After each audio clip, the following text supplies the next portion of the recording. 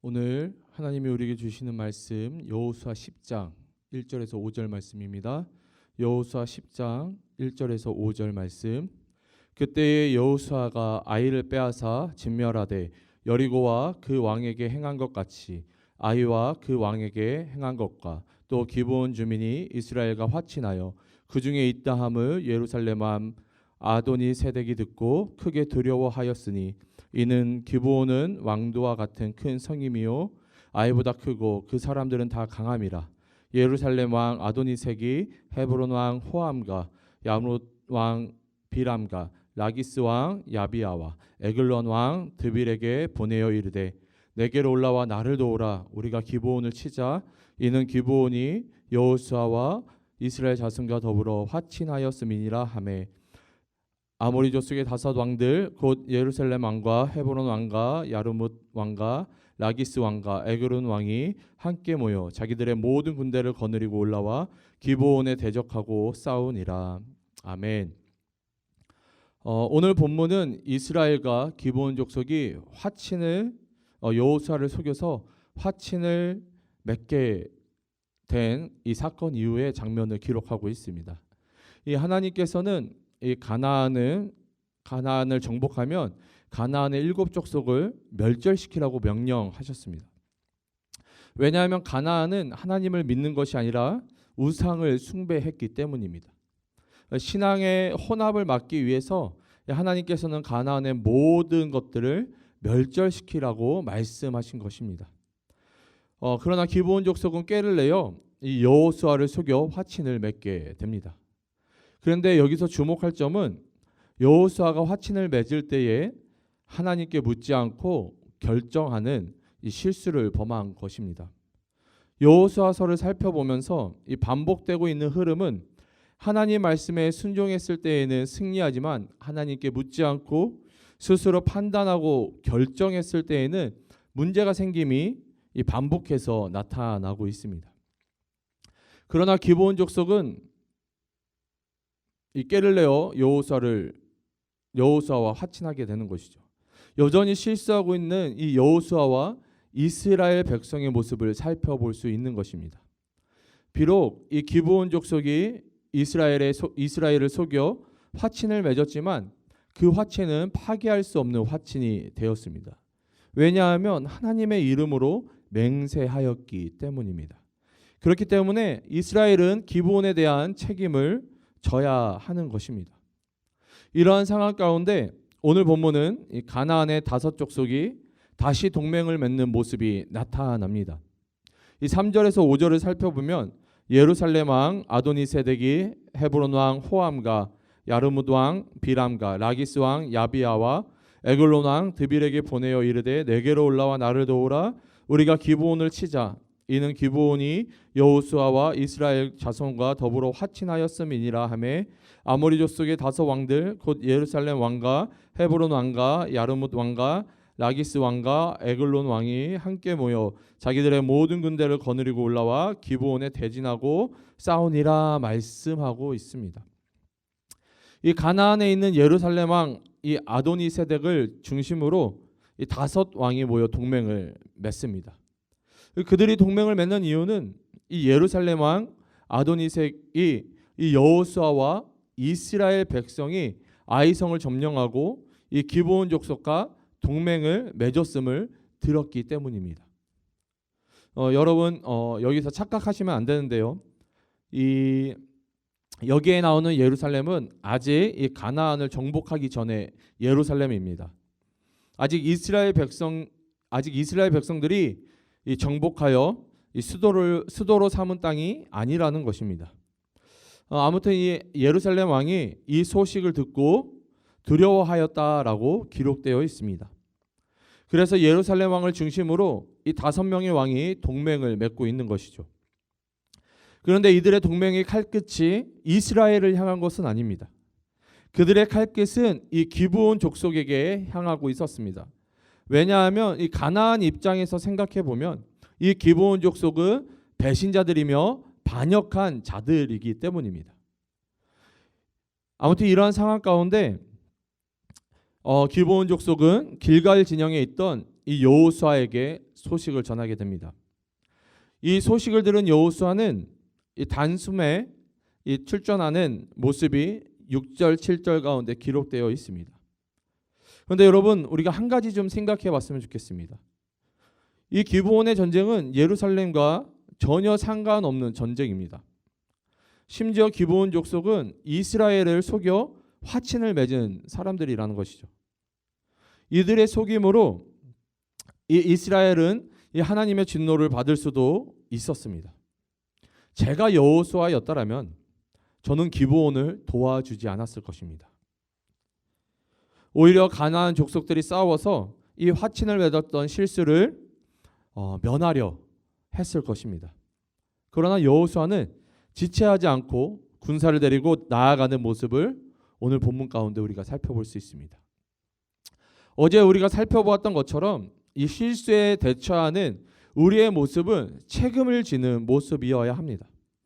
그리고 책임을 진다는 것은 대충대충 책임을 지는 것이 아니라 최선을 다해 책임을 져야 한다는 것입니다. 비록 실수였지만 자신의 선택 가운데 최선을 다하는 여호수아의 모습을 우리는 본받아야 할 것입니다.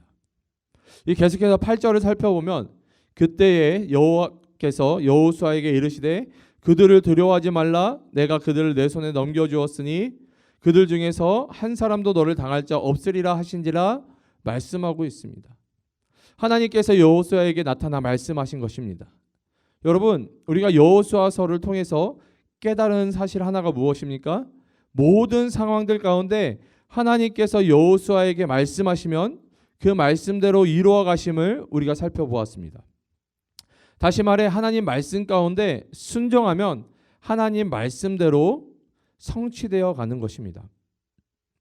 계속해서 10절, 11절을 살펴보면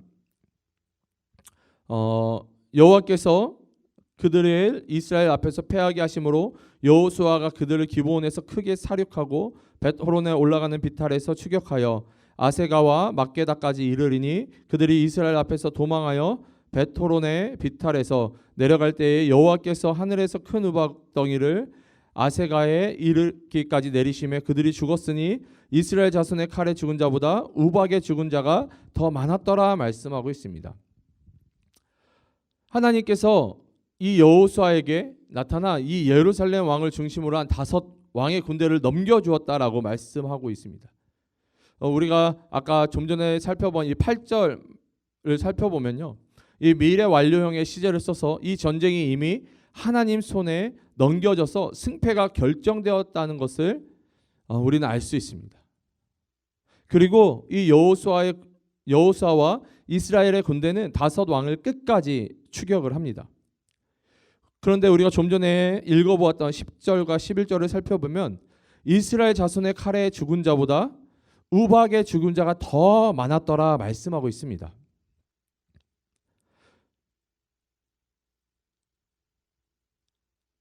다시 말해 이 하나님께서 초자연적인 방법을 사용하셔서 칼에 죽은 자보다 우박에 죽은 자가 더 많았다는 것입니다. 그런데 여러분, 하나님은 어떠한 하나님이십니까? 천지를 지으신 전능하신 하나님이십니다. 출애굽할 당시 10가지 재앙을 통해 알 수 있는 이 하나님의 모습은 어떠한 모습입니까? 애굽에는 재앙을 내리지만 이스라엘이 거주하고 있는 이 고센 땅에는 재앙이 내리지 않음을 우리는 발견할 수 있습니다. 다시 말해 하나님께서 5 왕과 이 전쟁 가운데 우박을 내리시지만 이스라엘 군대에게는 우박을 내리지 않으시고 마치 스나이퍼가 타겟을 조종한 것처럼 이 5 왕의 군대에게만 정확하게 우박을 내리셨다라는 것입니다. 여기서도 우리는 한 가지를 상기시킬 수 있습니다. 한 가지를 기억할 수 있습니다. 하나님께서는 우리 인생을 항상 동일한 방법으로 인도하신다는 것이 아닙니다. 여리고성을 점령할 때에는 하나님께서 전적으로 혼자 점령하셨습니다. 그러나 아이성을 점령할 때에는 하나님께서 전략을 주시고 그 전략대로 이스라엘 군대가 싸워서 점령하게 하셨습니다.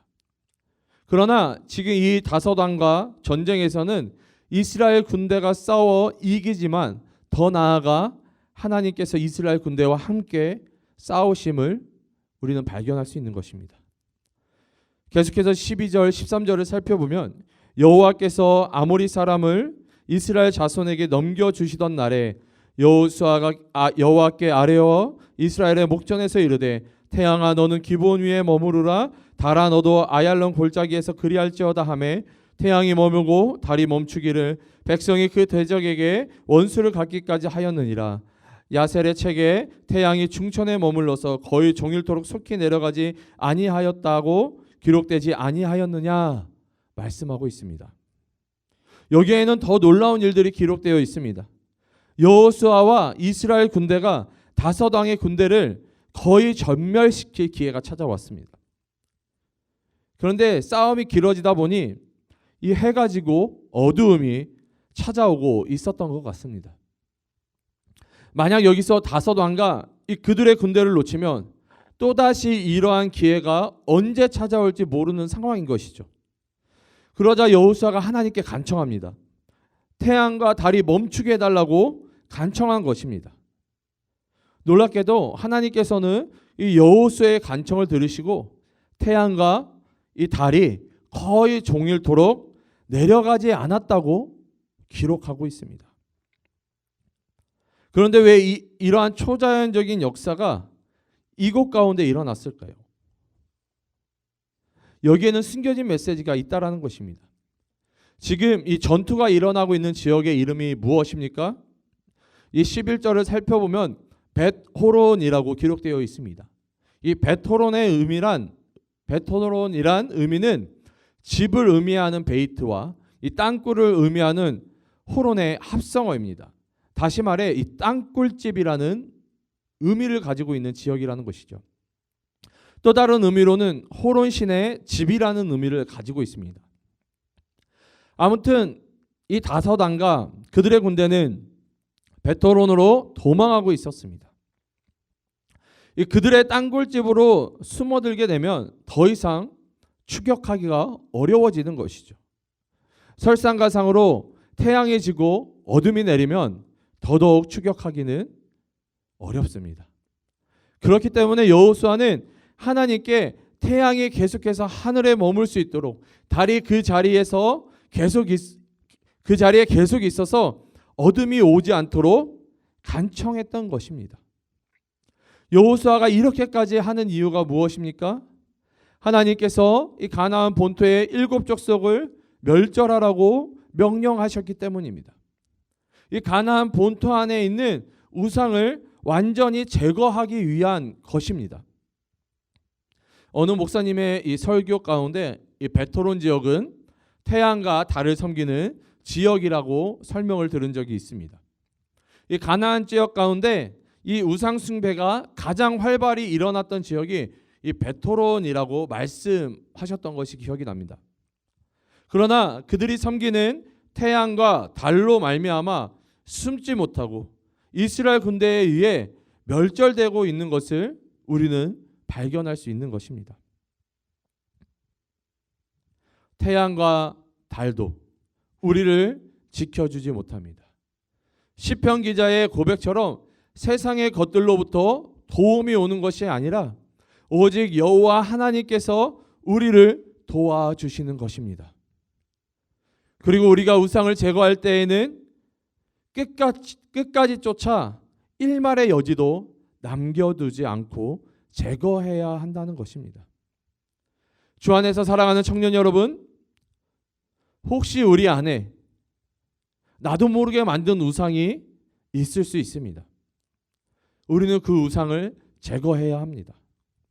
하나님께서는 우리 안에 있는 우상을 끝까지 제거하기를 원하십니다.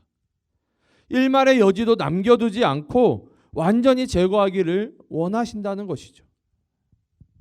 성령 하나님께 간구함으로 우리 안에 있는 우상이 무엇이며 또한 회개할 것이 무엇인지를 깨닫게 해달라고 기도하시기 바랍니다.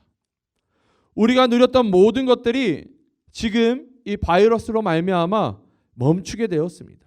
우리가 누렸던 그 모든 것들을 우리가 지금 누릴 수 없게 되었습니다. 하나님께서는 이 시간을 통해서 우리가 스스로 돌아보기를 원하고 계십니다. 여러분, 우리가 지금까지 누렸던 것들을 감사했으면 좋겠습니다. 우리가 누렸던 그 사소하게 누렸던 그 모든 것들이 하나님의 은혜였음을 우리가 고백하기를 소원합니다. 그 하나하나 그 모든 것이 다 하나님의 도우심이었음을 감사하기를 바랍니다. 또한 이 시간들을 통해 우리 안에 무너진 이 하나님과의 예배함과 교제함이 회복되어지기를 소원합니다. 우리 안에 제거되고 회복되어져야 될 것들, 하나님 끝까지 깨닫게 도와주시고 함께하여 주셔서 하나님이 원하시는 예배자로 세워질 수 있도록, 하나님 마음에 합한 자가 될 수 있도록 인도해 달라고 결단하며 기도하시기를 주님의 이름으로 축복합니다. 오늘 하루 여러분 기도하실 때에 하나님, 우리가 여전히 실수하지 않게 도와주시옵소서. 하나님 말씀에 순종하는 자가 되게 도와주시고, 무엇보다도 하나님의 말씀을, 하나님의 음성을 듣는 자가 되게 도와주시옵소서. 그런 지혜를 허락하여 주시옵소서. 또한 우리가 책임지는 그리스도인들 되게 해달라고, 그리고 무엇보다도 우리 안에 회개해야 될 것들, 우상숭배로 우리가 우상숭배하였던 것들을 생각나게 도와주시고 깨닫게 도와주셔서 이 시간 하나님 앞에 회개함으로 엎드려짐으로 이 모든 우상숭배를 끊어낼 수 있도록, 일말의 여지도 남겨두지 않고 끊어낼 수 있도록 주님 우리를 인도해 달라고, 우리를 정결케 해달라고, 거룩하게 해달라고 그렇게 기도하시면서 오늘 하루를 살아가시기를, 일단 승리하시기를 주님의 이름으로 축복합니다. 기도하겠습니다. 사랑과 은혜가 충만하신 주님 너무나도 감사드립니다. 오늘도 말씀을 통하여서 아버지 깨닫게 하여 주심을 너무나도 감사드립니다. 하나님, 그 기본 족속 가운데 여전히 아버지 그 맺은 화친으로 말미암아 최선을 다해 책임을 지고 있는 여호수아를 발견하게 하여 주심을 너무나도 감사드립니다. 하나님, 우리가 여호수아를 닮기 원합니다.